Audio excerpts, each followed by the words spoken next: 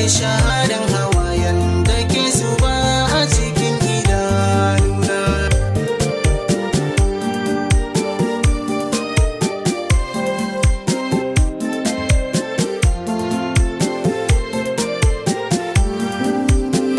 Waye adali, yan uwa waye adali?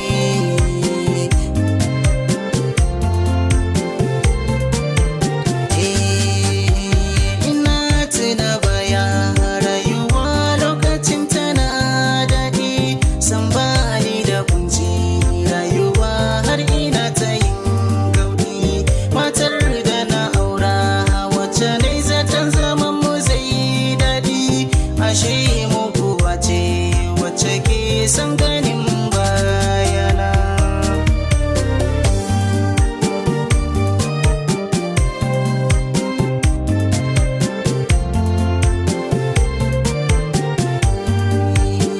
Shi mai zalunci ƙarshen sa ba zai kyawu ba, duk abin da ya shuka girban sa ba zai mai kyau ba. Mun zalunce ni kunci amana ta ku yi duba, na bar ku da Allah sarki wanda ya yi raina.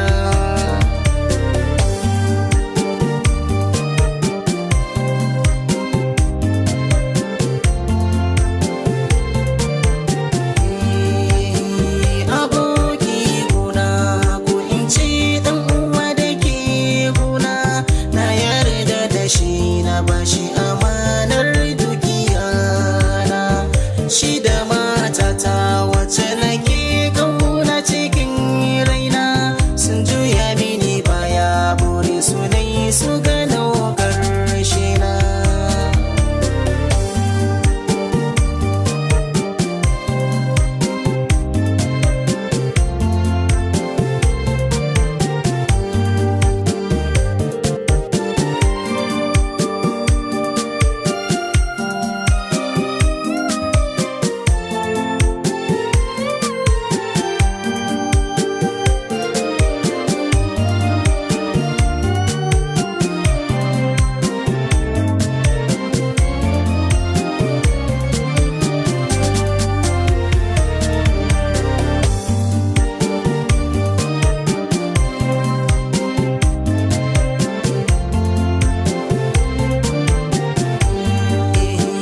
Waye adali ya zo ya taimake ni domin Allah, ya zammin dalilin da zai sani na daina yin kwalla.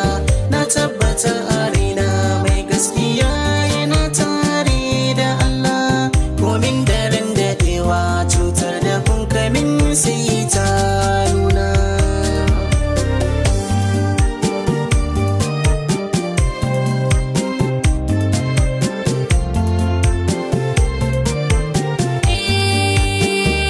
Haƙuri za ka yi yaya da ka daina yin kuka. Allah masani ne, shi ya san abin da ka damu ka. Ka share hawayen da ke zuba a cikin idanunka. Allah masani ne na zahiri da baɗini yayana.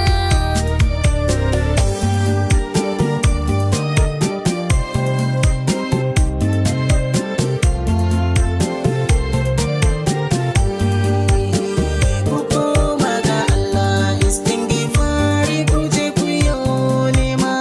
Allah zai yafe muku dan daraja ta mai girma, da sauran dama a gare ku kafin zuwa kiyama.